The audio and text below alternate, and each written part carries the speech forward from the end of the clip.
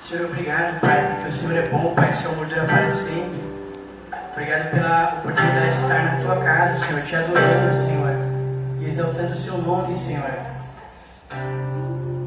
E nós queremos te adorar, Senhor, com todo o coração, Senhor. Sabemos que o Senhor está conosco, Pai, independente da provação que nós vimos a passar, Senhor. Aleluia. Então, cante comigo. Cada vez que a minha fé é provada, Tu me dás a chance de crescer um pouco mais. As montanhas e vales, desertos e mares que atravesso me levam pra perto de Ti. Minhas provações não são maiores que o meu Deus e não vão me impedir de caminhar. Se diante de mim não se abrir o mar, Deus vai me fazer andar por sobre as águas, rompendo em fé.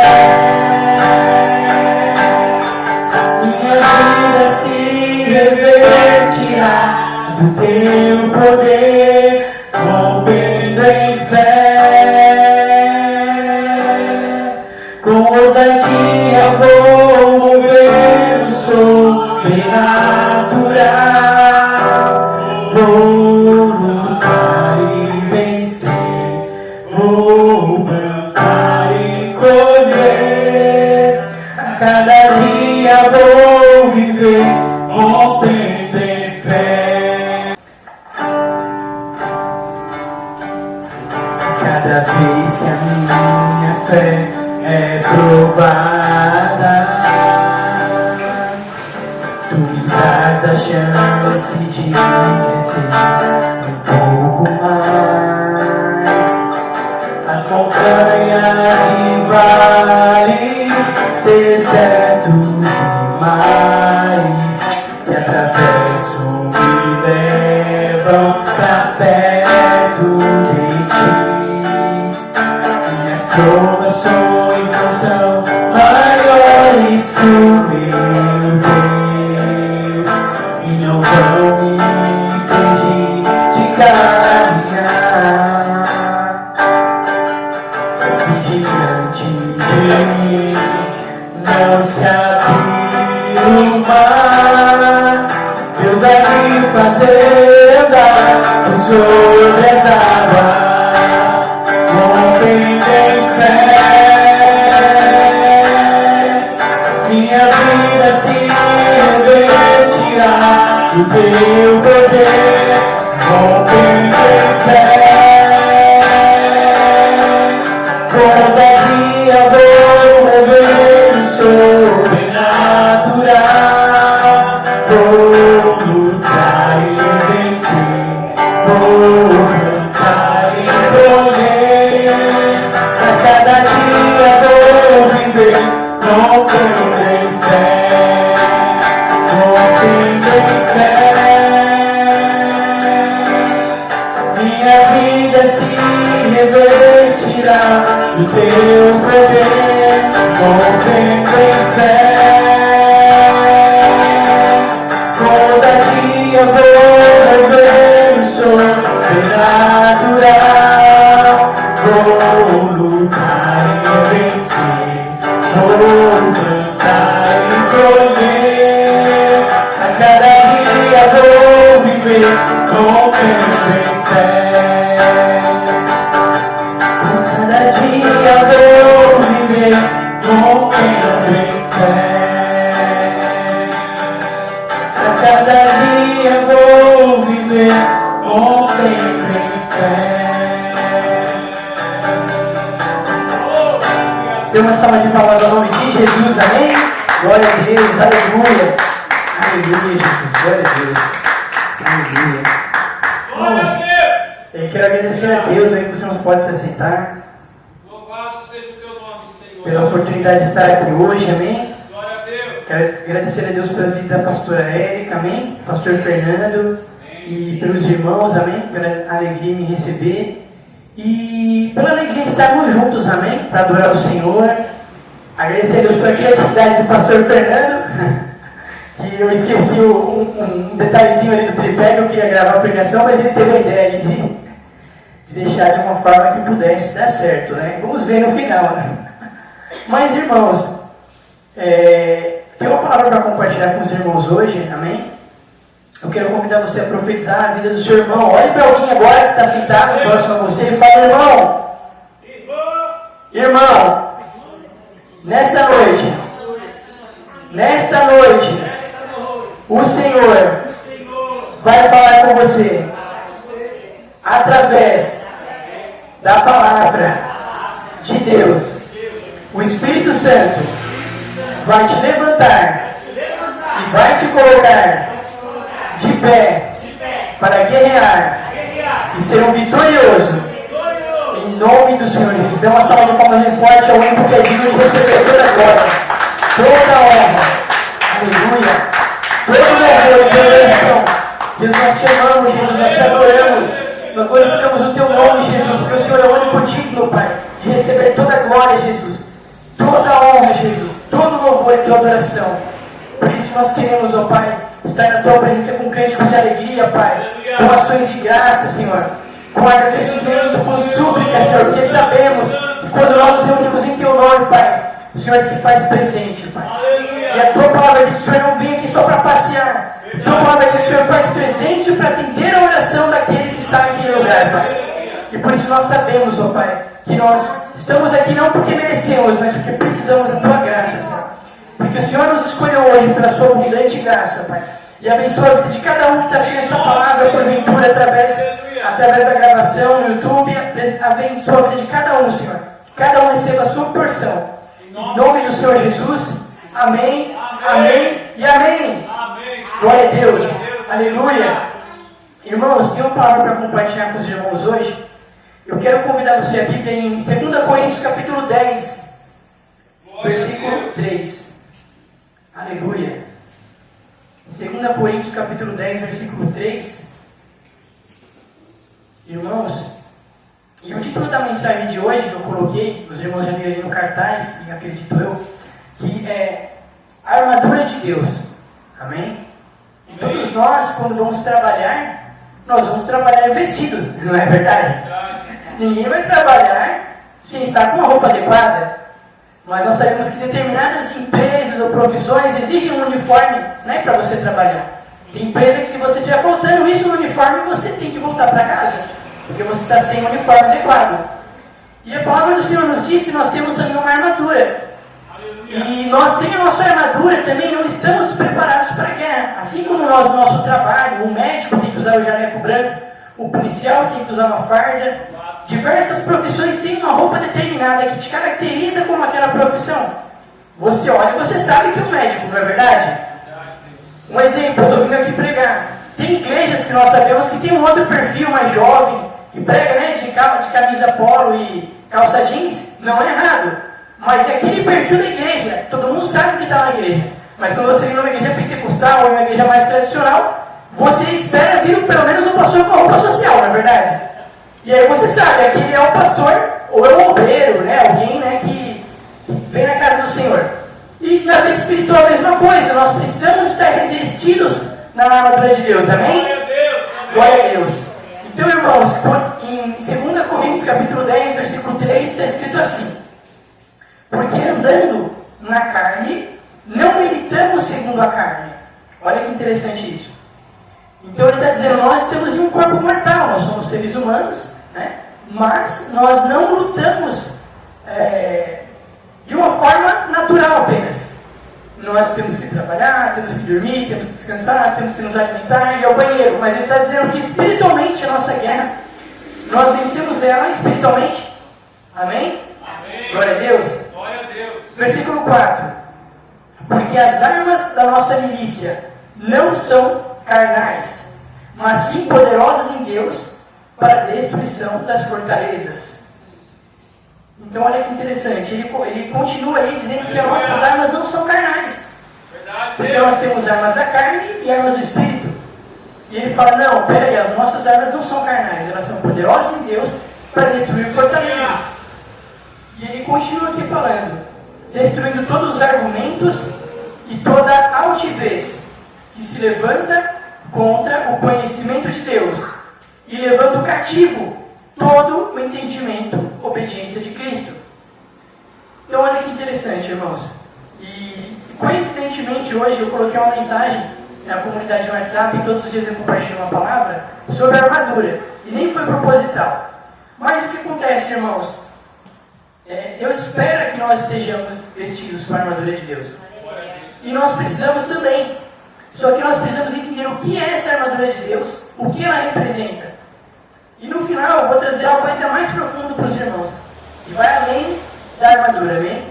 Mas é necessário nós entendermos que a Bíblia fala em Efésios capítulo 6, quem puder acompanhar também, versículo 12. Glória a Deus. Na verdade, vamos começar pelo 10. Efésios capítulo 6, versículo 10. No demais, irmãos meus, fortalecei-vos no Senhor e na força do seu poder, revesti-vos de toda a armadura de Deus, para que possais estar firmes contra as astutas ciladas do diabo, porque não temos que lutar contra a carne e o sangue, mas sim contra os principados, potestades, príncipes das trevas deste século, contra hostes espirituais da maldade nos lugares celestiais. Então, irmãos, olha que interessante, eu já vou lendo e explicando para ficar mais dinâmico. Ele está explicando assim que nós temos que estar revestido da armadura de Deus. Depois ele explica o porquê. Ele fala que a nossa luta é contra principados, potestades, príncipes das trevas. Então ele vai descrevendo uma hierarquia no mundo celestial de seres. Não dizemos mais que são anjos, né? Mas são anjos caídos, né? Mas eles são seres celestiais que eles lutam na atmosfera celestial para impedir de nós estabelecermos o reino de Deus. Vamos falar dessa forma. Então, da mesma forma que Deus ele tem os seus anjos, tem os querubins, os serafins, tem os anjos de guerra, né? E a Bíblia diz que Miguel é um dos anjos de guerra, um dos arcanjos. Então, assim, diz que o seguinte, que existe uma hierarquia no mundo espiritual. Só que assim como no mundo da terra, nós temos uma hierarquia, nós temos que respeitar o chefe, temos que respeitar o líder espiritual, alguém. No mundo espiritual é a mesma coisa. Você não vai chegar direto, você tem que ter uma ordem. Tudo tem uma ordem, né? Então, aleluia, tanto que quando fala, o filho pródigo peca, ele fala, pequei contra os céus. Porque ele sabia que algo tinha sido acontecido nos céus quando ele pecou. Tinha afetado a vida dele espiritual. Então, continuando, irmãos, ele fala o seguinte, que a nossa luta é contra tudo isso. Aí quando você lê isso, você fala, meu Deus do céu. Você até pensa em fechar a Bíblia, né? Não, misericórdia. Que guerra é essa? Não quero nem lutar.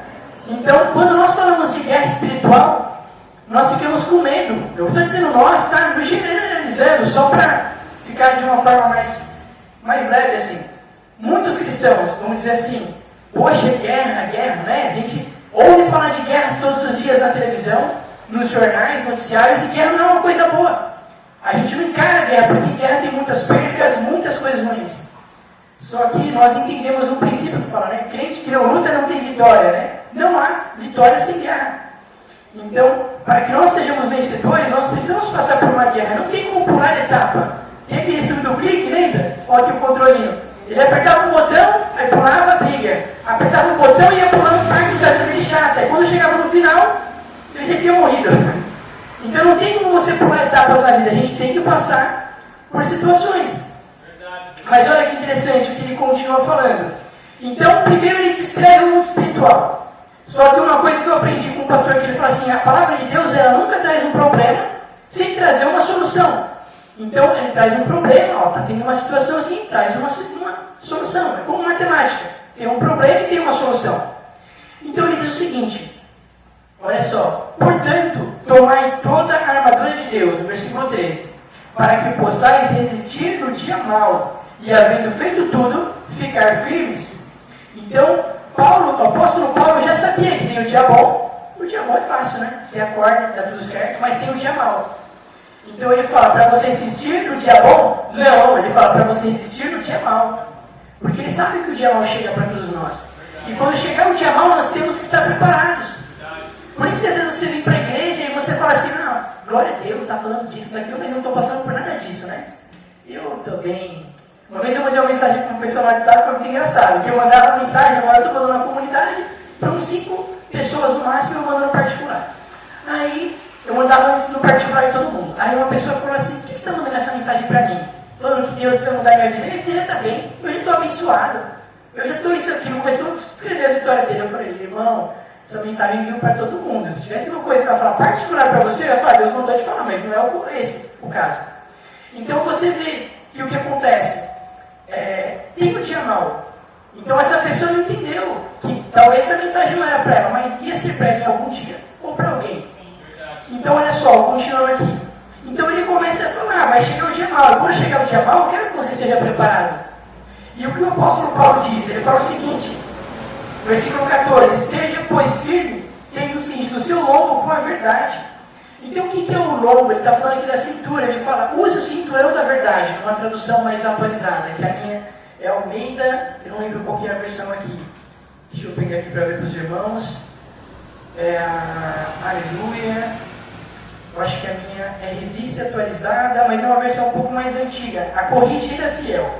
Almeida Corrigida Fiel. Mas se você for ler a NVI ou a linguagem de hoje, ele vai falar o cinturão da verdade. Então, por que a verdade é importante? Porque em Salmos Deus fala que Ele está com os sinceros. Então você pode, Deus não espera de nós a perfeição, Ele espera de nós a sinceridade. Então, quando nós somos sinceros com Deus e com o nosso próximo, nós estamos protegidos. Porque o cinto ele protege o quê? A nossa vergonha, né? As calças de caírem, né? E tem calças hoje em dia que nem caem. Às vezes você compra uma calça tão, né, que fica perfeita em você que sempre precisa usar o cinto de fato. Porém, nós temos o costume, quando você não usa o cinto, não é a mesma coisa. Né? Então, você sente que falta algo em você. E ele fala assim, o cinturão da verdade. Por quê? Porque impede a sua vergonha. E quando você anda debaixo da verdade, da palavra de Deus, você é impedido de passar vergonha. Por quê? Porque a Bíblia fala que o justo pode cair 7 vezes, mas nem que ele caia, ele não ficará prostrado. Porque o Senhor o mantém de pé. Então, olha só, ele fala, mas não para por aí. Além do cinturão, ele diz, vista a couraça da justiça. E por que a couraça é importante? Porque ela protege o nosso coração. Né? Hoje, os agentes de polícia, eles usam um colete à prova de balas, mas naquela época era uma couraça. E ele fala assim, por que falar justiça? Porque Jesus veio para pagar a justiça em nosso lugar. Ele morreu na cruz em nosso lugar e pagou o preço por nós.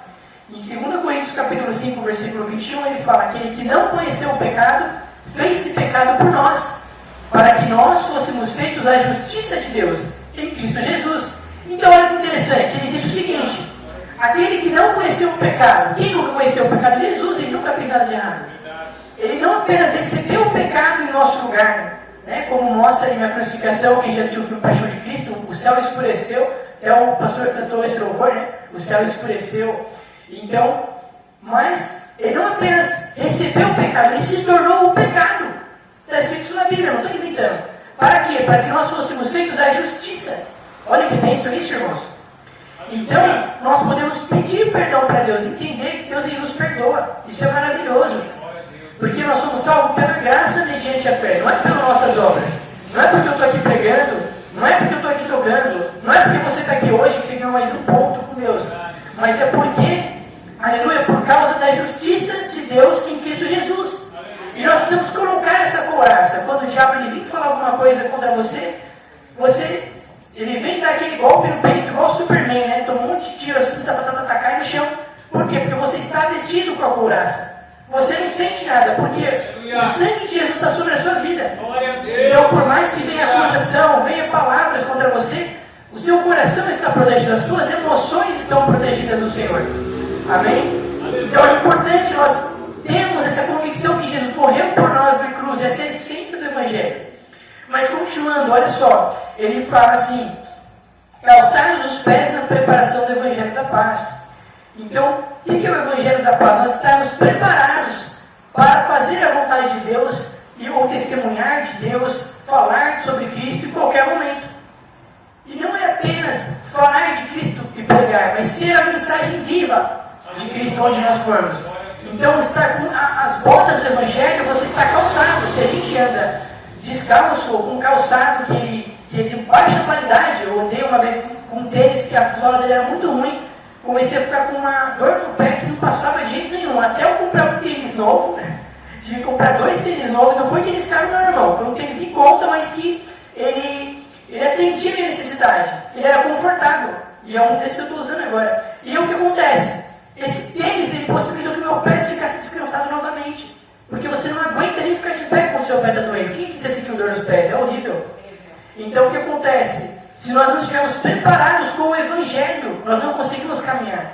E você vê que Paulo ele vai descrevendo todas as partes do corpo. Ele quer não que você apenas tenha na cabeça isso, mas que você esteja completamente revestido da glória de Deus, completamente revestido da palavra de Deus. Tem uma música que eu estava ouvindo que é engraçada até, não é cantada nesse ritmo, né? Mas é santidade na cabeça, né? Aí eu falo, filha, é santidade na cabeça. Fica até engraçada, você para ver, mas é isso que nós precisamos. Mas a santidade do Senhor é algo que vem aos poucos, né? Algo instantâneo, é algo que o Senhor nos dá. Olha que interessante, ele fala também para usarmos o escudo da fé, com o qual nós podemos apagar todos os dardos inflamados do maligno. Se você assistiu um filme medieval, eu gosto muito de filme antigo, filme medieval. Assistiu aquele filme do Troia, viu os guerreiros lutando e tal, não era aquela lutinha assim, de videogame, era aquela luta que o cara ia pra cima. O cara caiu o escudo, depois estava lutando com a espada, caía a lança e depois pegava a espada. Eles pegavam o que eles tinham na mão ali para lutar, mas eles pegavam o escudo. Então assim, você vê que é muito interessante que a luta, ela é algo que nos cansa. Eles ficavam cansados no meio da guerra, outros morriam no meio da guerra. Então a guerra espiritual, ela tem um cansaço. Nós ficamos cansados antes de lutar. Ninguém aqui é super homem, super crente. Mas olha que interessante. Ele fala o escudo da fé. Por que o escudo da fé? Porque você se firma nas promessas de Deus. Você se firma na palavra de Deus. Quando o inimigo vem falar para você, você não vai conseguir, você é um derrotado. Ele começa a falar tudo o que você fez no passado. Aí você levanta o escudo e fala, a palavra do Senhor diz que eu fui justificado em Cristo. A palavra do Senhor diz que Ele tem um plano na minha vida. Jeremias 29:11 diz que Ele tem planos de me fazer prosperar e não de causar dano. Aí você começa a levantar aquele escudo, ele começa a lançar as flechas. Aí você não precisa nem literalmente às vezes falar, mas aquilo precisa estar na sua mente. A palavra de Deus precisa estar na sua mente. Ele vem lançando as flechas dele. E você lá com o escudo, só se defendendo. Mas a gente não pode só se defender. Tem um ditado que diz, né, que você não pode ficar só na retranca, só tentando... Não, você tem que ir lá para cima. No jogo de futebol tem que fazer gol, só empatar não vai ganhar o jogo. E também no mundo espiritual a mesma coisa, a gente tem que ir para cima, tem que avançar. E ele fala que nós temos que ter o capacete da salvação. Por quê? Porque se vier uma seta, se vier um baque na cabeça, você está ali com a mente protegida. E nós somos muito afetados na nossa mente. Todos os dias o inimigo ele luta contra nós com nossa mente. E aí tem coisas que não é nem que você ouviu alguém falar, na sua mente vem um pensamento, vem outro, e a luta é constante.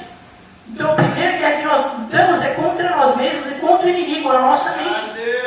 E não é fácil, irmãos. Mas ele fala, tomai também o capacete da salvação. Tem uma tradução que ele fala, tem um do versículo em Filipenses, na verdade, perdão, que fala, põe em ação a sua salvação. Então eu entendo que tomar o capacete da sua salvação é você estar em comunhão com Deus.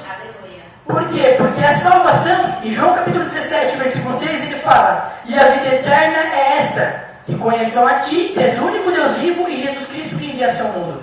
Então Jesus diz, ter vida eterna não é morrer para o céu só e ficar tocando harpa lá nas nuvens, com a auréola na cabeça. Ele diz, ter a vida eterna é conhecer Jesus aqui na terra. Então Jesus muda completamente o nosso conceito de vida eterna. A gente pensa, aceitou Jesus antes de morrer, glória a Deus, foi para o céu. Aleluia. Mas ele diz, ter a vida eterna é esta, é conhecer a Deus e a Jesus Cristo. Então quando nós conhecemos a Deus a cada dia mais, nós estamos tendo a vida eterna, estamos desfrutando da vida eterna aqui na terra. Mas olha que interessante, como eu falei, a gente não pode vencer uma guerra só se defendendo. Não é só com a mentalidade, mas é com a espada na mão. Então ele fala, tomar a espada do Espírito, que é a palavra de Deus. E a espada serve para quê? Para a gente cortar, para a gente destruir. Porque olha só, a espada é a palavra de Deus. E tem momentos que não apenas você ficar em silêncio, você ficar quietinho, você ficar em paz. Mas tem um momento que você tem que pegar e declarar a palavra de Deus. Você precisa ouvir uma pregação, ouvir uma palavra, ouvir lá, né? Todos os dias, né? Eu não consegui. Teve uma semana que estava muito corrido para mim, eu estava muito cansado também, como eu falei. Tem hora que a gente fica cansado. Mas eu posso compartilhar áudio de 3 minutos no YouTube. 3 minutos, irmãos. Tempo de você fazer um cafezinho ou fazer um miojo. Então ninguém pode dar desculpa que não tem 3 minutos. A série 3 minutos de poder. Porque o Evangelho é o poder de Deus. Por isso eu coloquei isso aqui. Então presta atenção. Quando nós nos dedicamos a assistir um vídeo no YouTube, ou um áudio, ou algo que vai nos acrescentar, nós estamos nos resistindo da palavra. Porque a palavra, ela vem, entra dentro de nós, nos coloca de pé. Como Deus falou para Ezequiel, capítulo 1, filho de pé, filho do homem, perdão, capítulo 2. Põe-se de pé que eu falarei contigo. Eu creio que quando Deus ele fala, não é simplesmente que Ezequiel vai lá e obedece. A palavra de Deus, quando ele fala, põe-se de pé, aquela palavra entra dentro dele e o coloca de pé.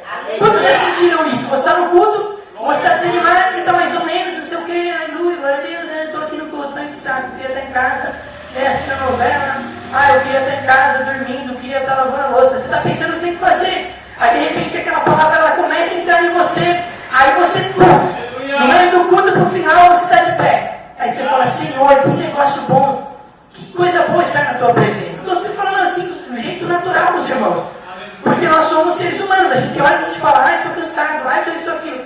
Mas, né, o Benin fala isso, tem uma pregação que é assim dele que ele fala, se eu começar a pregar, as pessoas se tornam na minha pregação. Ele fala, eu não sou muito bom pregador. Mas ele fala, quando o Espírito vem, as pessoas acordam. Glória a Deus. Então, irmãos, é assim. Mas olha que interessante, ele fala o seguinte, orando em todo tempo, com toda oração e súplica no Espírito, e vigiando nisso com toda perseverança e súplica por todos os santos. Então, presta atenção, nós escrevemos aqui uma armadura. Nós já falamos da armadura completa, claro, não focando em específico em cada coisa, mas falando de forma aí resumida. Mas presta atenção, tem um detalhe nessa armadura. Tem um detalhe muito importante. Ela não funciona se não tiver oração. Olha que interessante. Isso aqui, nós entendemos a oração pode ser de joelhos, pode ser sentada, pode ser em pé, mas ela tem que ser feita. Uma vez eu cheguei numa pessoa, né, e eu falei assim, quando eu era adolescente, né, eu ia para a sala de oração, tinha outra igreja que eu ia orar, falava, eu estou chateado, por quê? Porque eu venho para a sala de oração orar e eu acabo dormindo. Aí ele falou, mas por quê? Porque eu oro prostrado, né, ajoelhado. Aí ele falou, mas por que você ora? Não, uma pessoa inteligente, mas por que você ora assim? Porque na Bíblia fala, né, que eles se prostravam e tal, em arrependimento. Ele falou, mas quem disse que arrependimento é o que você acha que você é? Arrependimento é o que Deus diz que você é, como Deus vê você. Arrependimento é uma condição do coração. Não é como você orar sentado, de pé, ajoelhado. O arrependimento está no seu coração. Deus ele enxerga. Você pode orar de pé, sentado. O importante é você orar. Aí aquilo me libertou, depois daquilo. Uma vez ou outra eu ajoelho. Eu estava no culto de oração, não sei que culto, eu orei um pouquinho depois. Por quê? O importante é que você ore. Porque a gente fica preso numa religiosidade, tem que orar assim, tem que orar assado. Aí no final nem ora. Não é assim? Tem que jejuar assim, tem que jejuar assim. E no fim nem faz nada, ou se faz também dá errado. Porque a gente fica preso naquele negócio. Ai meu Deus do céu. Ai não sei o quê. Igual eu, por exemplo, geralmente eu escrevo as mensagens. Hoje eu não escrevi. Porque eu já tinha em mente, né? Já tinha o que eu ia falar. Mas provavelmente eu vou escrever depois para que a próxima vez facilite também. Algumas vezes eu escrevo, enfim. Mas a gente não pode se prender muito a um roteiro de forma que você fica preso ali. Porque isso é religiosidade. Quando você fica preso e aí você não consegue ir para lá, não consegue ir para cá, porque você, não, eu estou preso aqui. Só que Deus não projetou isso. Então, às vezes você pode estar no seu trabalho, você pode estar não sei onde, você está em casa, lavando a louça, mas de repente o Espírito vem. E aí você sente a presença de Deus. Às vezes você não está nem pensando em Deus, você está fazendo outra coisa, de repente você sente aquela presença de Deus vir assim em você. Aí você fala igual Pedro falou, afaste de mim, Senhor, porque eu sou pecador. Vai embora. Porque você sabe que você não é digno, mas existe alguém que é digno, que pagou o preço para que você tenha acesso. A Bíblia fala em Hebreus, que, aleluia, ele fala assim em Hebreus, entremos pois com ousadia no trono. Porque ele fala que Jesus, ele morreu em nosso lugar. Ele pagou o preço por nós, para que nos dar acesso ao trono de Deus. Glória a Deus. Aleluia. Mas olha que interessante o que ele fala aqui também. Glória a Deus, aleluia. Aleluia, Jesus, glória a Deus. Ele fala assim, versículo 19: e ore por mim, para que me seja dada, no abrir da minha boca, a palavra com confiança, para fazer notório o mistério do Evangelho, para que eu possa, aleluia, pelo qual sou embaixador em cadeias, para que possa falar dele livremente, como me convém falar. Então, é o que Paulo fala. Você vê que o apóstolo Paulo, ele se coloca numa posição de humildade, ele começa a ensinar os irmãos o que é orar, ele começa a ensinar os irmãos o que é se revestir do Senhor, ele ensina tudo aquilo, dá aquele mapa espiritual, e depois ele fala: peraí, irmãos, orem também por mim, orem por mim. Então, irmãos, orem por mim, orem pelo Giovanni, orem pela pastora Érica, orem pelo pastor Fernando, orem pelos irmãos da igreja, orem por quem vier na sua mente. Olhe pelo seu colega de trabalho, olhe pelos seus irmãos, seus parentes, seus primos. E ele fala: e olhe por mim, para que me seja dada no abrir da minha boca a palavra com confiança. Então você vê que trazer o Evangelho, proclamar a palavra com confiança, está ligada a uma condição no mundo espiritual, de Deus ele te encher com uma confiança, para que me seja dada a palavra com confiança. E às vezes quando você precisa falar uma palavra com alguém, precisa ter uma palavra com confiança, senão dá o mesmo efeito. Para que eu possa falar livremente, como me convém falar. E eu gosto de um versículo que está em 2 Timóteo capítulo 2, versículo 9. Eu não vou abrir agora, mas você pode ler. 2 Timóteo capítulo 2, versículo 9, ele fala o seguinte. Ele fala assim: eu posso estar preso. Aleluia. Deixa eu ver se eu encontro aqui. Que está próximo, né, irmãos? Então não dá tempo, acho, de abrir aqui. 2 Timóteo, capítulo 2, versículo 9. Por isso sofro trabalhos e até prisões, como um malfeitor. Mas a palavra de Deus não está presa. Olha que poderoso esse versículo. Ele está dizendo aqui: eu sofro pelo Evangelho, como se eu fosse até um vilão, como se eu fosse um bandido. Mas a palavra de Deus não está presa. Então ele está dizendo: eu posso estar preso numa situação, eu posso estar preso numa dificuldade, mas ainda que eu esteja sujeito a determinadas coisas, a palavra de Deus não está presa. Então eu posso proclamar uma palavra, eu posso enviar um ensinamento, eu posso enviar uma carta, um vídeo, eu posso enviar uma oração, e aquela palavra vai percorrer o mundo espiritual e ela vai libertar alguém. Porque a palavra não depende da minha condição, mas ela depende da condição de quem enviou ela. Aleluia, que é Deus. Então ele fala: eu posso estar preso, mas a palavra de quem? De Deus não está presa. Então, independente do que você estiver passando, do que você estiver vivendo, quando falam: mas como que eu vou falar para os outros de bênção, de vitória? Como que eu vou profetizar na vida de fulano de tal, se eu estou com a vida assim? Ninguém te perguntou como que você está. Porque o que você profetiza, o que você fala é a palavra de Deus, não a sua. Ele disse: a palavra de Deus não está presa. Glória a Deus. Aleluia. Mas olha só, irmãos, tem mais algumas coisas muito interessantes aqui para compartilhar com os irmãos. Aleluia. A Bíblia fala que Jesus, enquanto ele estava na terra, ele caminhava o tempo todo. Aleluia. Cheio da armadura de Deus. Eu vou para um pouco de água. Aleluia. Santo é o Senhor. Olha só, glória a Deus. Então, o tempo todo que Jesus estava na terra, ele estava revestido com a armadura de Deus. Em Mateus capítulo 4 vai dizer que Jesus é tentado pelo inimigo. E ele fala: está escrito, está escrito. E ele, quando o inimigo fala: prova-se e eu te darei tudo o que você quiser. E ele fala: só o Senhor adorarás. Ele proclama a palavra. Mas preste atenção em uma coisa: Jesus já sabia que o reino ia ser dele. Então Jesus não era burro, como o diabo era, que quis tentar o Senhor Jesus. Então ele fala o seguinte: a gente fica elogiando o diabo, né? Então esse pregador aí, né? Umas pessoas ficam: o diabo é inteligente. Inteligente coisa nenhuma se não tinha, né, se rebelado contra Deus. Então ele fala o seguinte para ele: olha, presta atenção. Jesus ele pensou também. Jesus é inteligente. Ele falou: peraí, eu já sou dono de tudo isso aqui, mas eu tenho que pagar um preço, eu tenho que enfrentar uma luta. Para que eu vou me prostrar diante dele, que se eu já estou dono de tudo isso? Olha como Jesus foi inteligente. Ele falou: eu vou herdar tudo isso quando eu vencer na cruz. Não vou me prostrar não, porque eu já sou dono disso aqui. Não vou. Entendeu? Então o inimigo ele faz isso com a gente, se prostra para isso, mas ele tem que ter firme qual a promessa de Deus que nós temos. Não, peraí, eu tenho uma promessa, isso aqui vai ser meu. Eu não vou ficar me dobrando para o inimigo, para o diabo, não. Porque Jesus já disse, porque o Senhor já disse que isso vai ser meu. Jesus tinha essa convicção. Então, além de Jesus usar a palavra na luta contra o diabo, ele usou o escudo da fé. Ele usou toda a parte da armadura. Mas presta atenção também. Em João capítulo 8, versículo 53, os religiosos da época perguntam Porque Jesus, no capítulo 8, versículo 32, ele fala o seguinte, ele fala, conhecereis a verdade vos libertará. Aí eles falam, nós temos por pai Abraão. Ele fala, vocês são filhos do diabo, porque vocês fazem a vontade do diabo. Então eles começam a ficar naquele embate. Então você vê que Jesus ele não é só aquele cordeirinho que fica ali quietinho. Tem hora que Jesus ele discutiu. E ele falou, não, olha só, eu sou filho de Deus. Ele começou a falar, você não tem nem 50 anos, você viu Abraão? Se liga, moleque, né, no dia de hoje, né? Então um moleque, você viu Abraão, fala, antes de Abraão nascesse, eu sou. Então ele fala, quem você pensa que é? Então Jesus, diante das dificuldades, diante das afrontas, ele tinha bem claro quem ele era, o que ele veio fazer. E nós temos que ter isso claro, quem nós somos, o que nós viemos fazer. Aleluia? Porque a Bíblia fala também que Jesus ele veio por uma missão. E todos nós aqui viemos por uma missão. Então, quando nós chegarmos no céu, o que Jesus vai perguntar? Ele vai perguntar quantas músicas eu aprendi a tocar. Ele vai perguntar se eu tocava com o sol aqui ou com o sol para lá. Ele pode, se eu posso melhorar isso ainda melhor. Mas o que ele vai perguntar de verdade para mim e para você quando chegar no céu? Né? Ele vai perguntar, você fez o que eu disse para você fazer? É a única coisa que ele vai querer saber.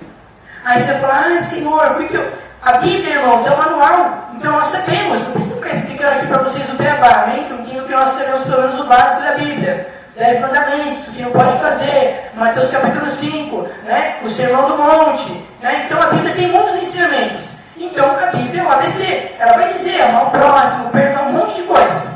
Mas para cada um tem uma missão específica que Deus deu.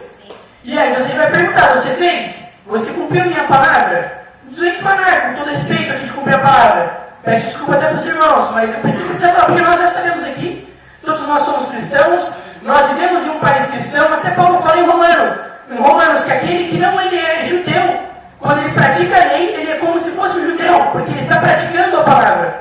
Então Deus ele reconhece até o temor de quem não é cristão, porque ele vê que ela teme o Senhor. Agora, o que ele vai perguntar para todos nós? Você fez o que eu disse para você fazer? O que eu coloquei no seu coração? Aí chega lá, eu estava cansado, que não sei o quê. Ele diz, não vai aceitar desculpa lá. Vai lá e entra para a alegria do seu Senhor. Então não estou falando que não vai ser salvo, não estou falando de salvação. O contexto aqui não é salvação, presta atenção comigo. Ele fala, entra na alegria do seu Senhor. Muitas pessoas pensam, tem uma ideia diferente hoje do que é salvação. Pensava que ir para o céu era lá, né? É como se fosse uma colônia de férias. As pessoas pensam o céu assim. Não é colônia de férias? Você vai lá, fica desfrutando, ó que negócio legal, tal. Ah, só aleluia, só glória. Eu não vejo mais o céu dessa forma, você me desculpa. Eu não vejo mais o céu como uma colônia de férias. Eu vejo que no céu a gente vai trabalhar. Porque ele fala na parábola dos talentos, ele fala, venha, o que foi fiel um pouco será fiel sobre o muito. Ou seja, ele vai te dar mais trabalho quando chegar no céu. Ah, se você não gosta de trabalhar, desculpa. Então, pode não só dizer amém. Mas presta atenção. Então ele diz o seguinte. Então eu vejo o céu como um lugar onde a gente vai trabalhar para o Senhor Jesus. Onde a gente vai estar ativo. Não vai ter nenhum preguiçoso no céu, não, irmãos. Vai ter só pessoas que trabalham. Pessoas que fazem a vontade de Deus lá. E aí ele fala o seguinte. Quem trabalhou mais vai trabalhar mais aqui no céu. Mas não que vai se cansar. Nós vamos ter um corpo glorificado. Nós vamos ser perfeitos. Mas o que é interessante, a gente espera chegar no céu para viver essa vida. Não que a gente vai sair voando, que a gente tem limitações. Mas a questão é, nós temos que viver aqui na terra como se já estivéssemos no céu. Aleluia, glória a Deus. Está entendendo? Chegou aí? Ele está falando assim na terra, agora assim no Pai Nosso, como no céu. Então ele espera que nós já vivamos o reino de Deus aqui na terra. Senão, para que utilidade tem?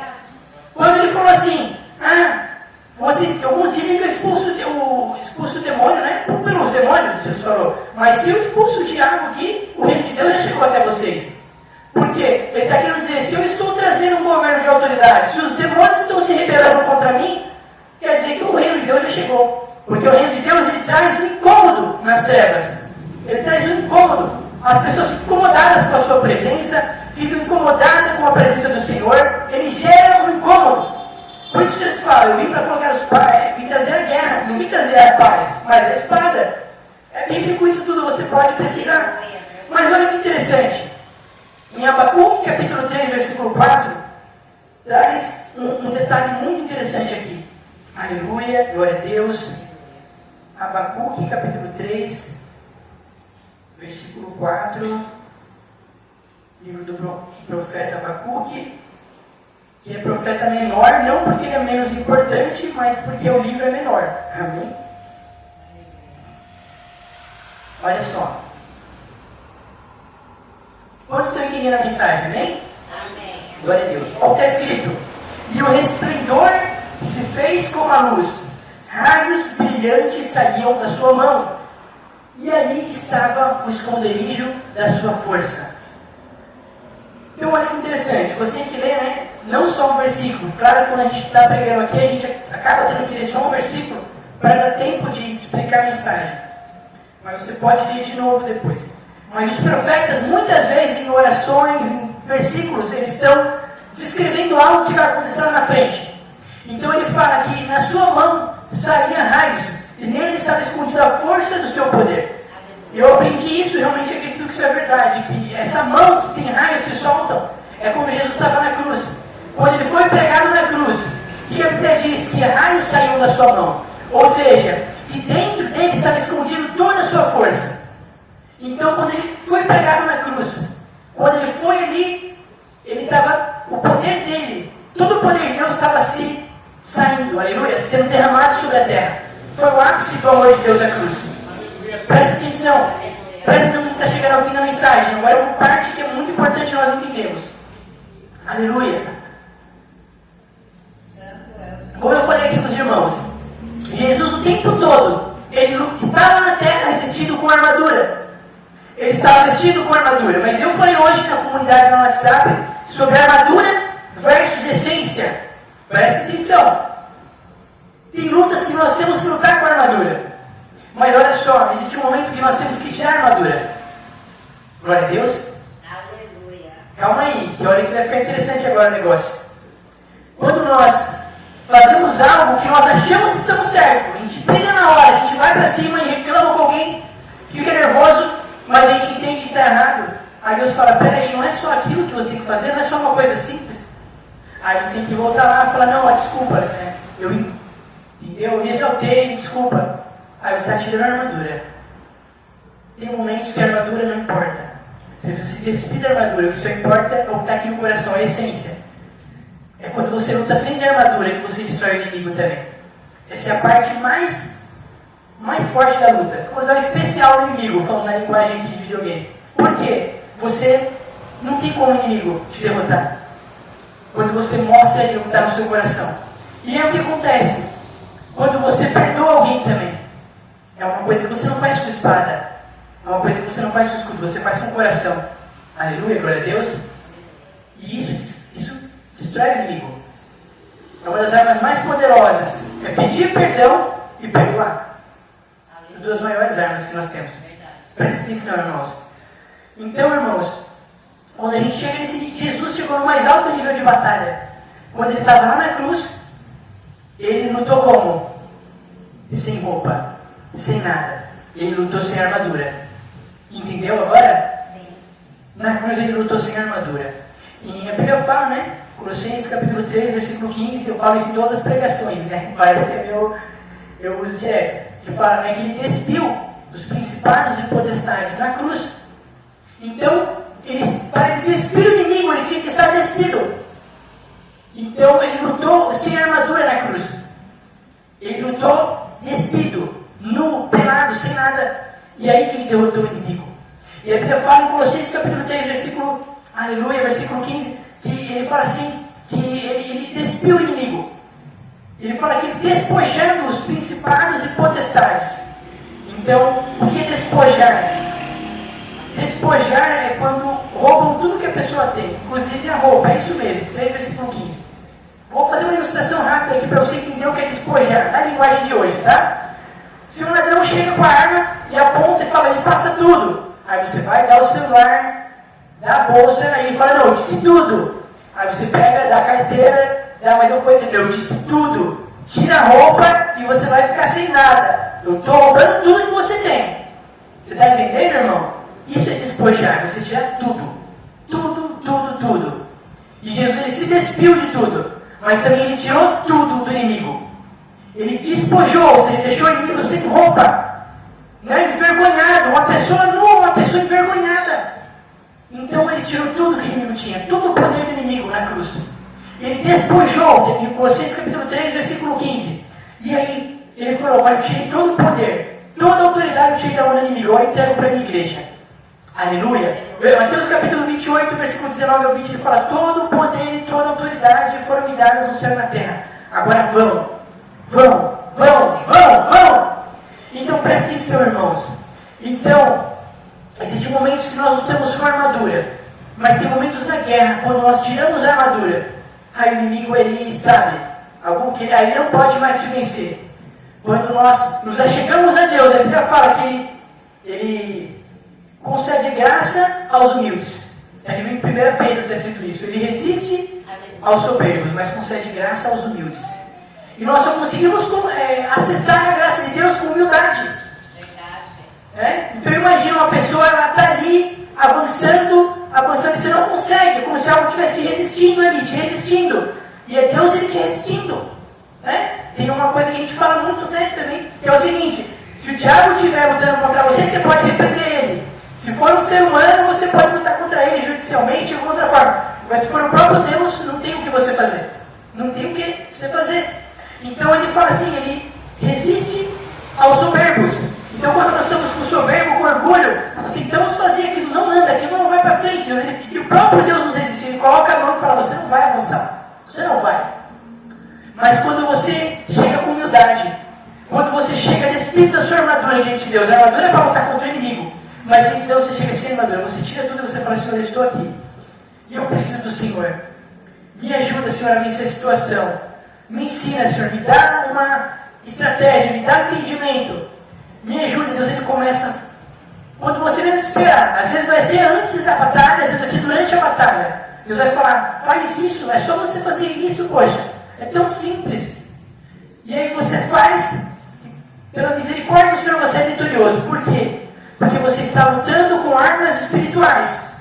Porque a gente leu aqui no primeiro versículo, nossa batalha ela não é carnal, ela é espiritual. E nossas armas são poderosas em Deus. Então eu quero que eu e você saiamos daqui hoje com essa consciência que nós lutamos com armas espirituais. Então amanhã de manhã, quando você acordar, você vai lembrar, minhas armas são espirituais. Quando vier o abençoado para te encher o saco, a pessoa para tirar do sério, você vai lembrar, minhas armas são espirituais. Quando você cair na tentação de você se exaltar e você perder sua razão, você vai se lembrar de novo, minhas armas são espirituais. Você vai pedir perdão. Aí você vai se lembrar disso.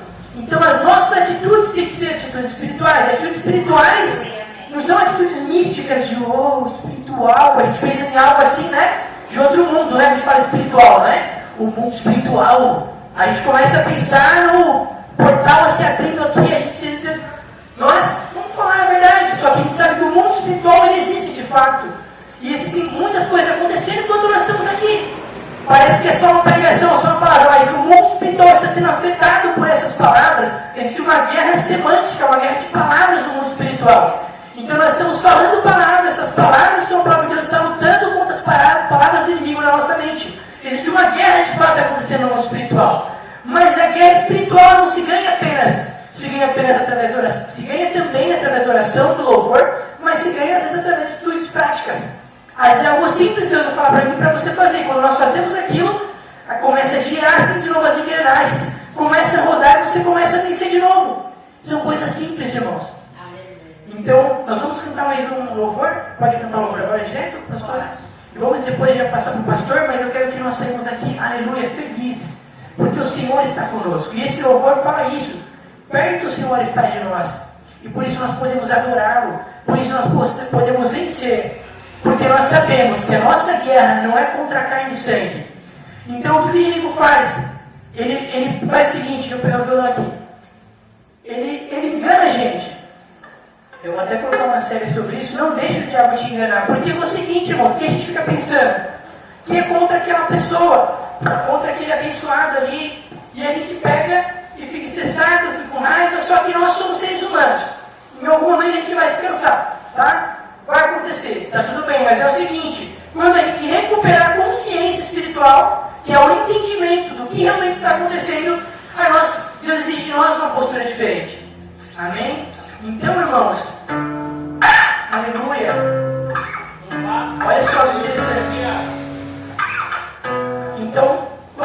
passamos por uma situação e nós entendemos o que nós devemos fazer, tudo muda. Porque nossa postura muda.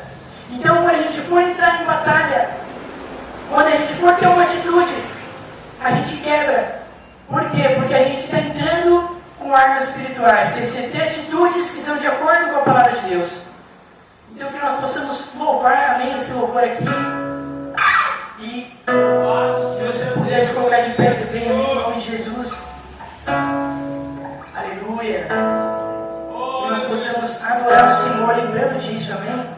Que nós possamos estar revestidos da armadura de Deus.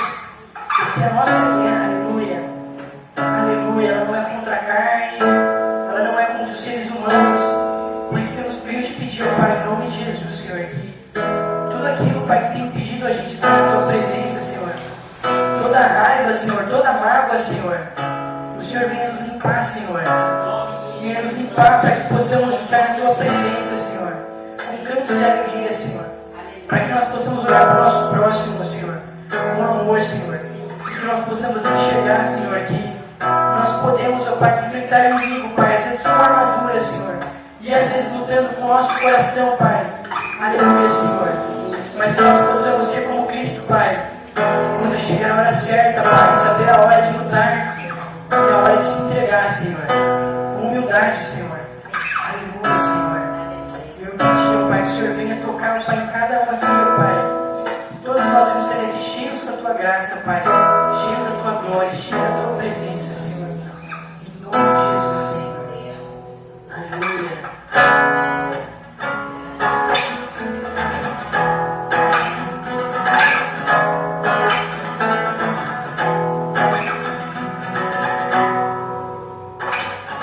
Abraça-me, Senhor, não me deixes ir, eternidade, contigo quero estar.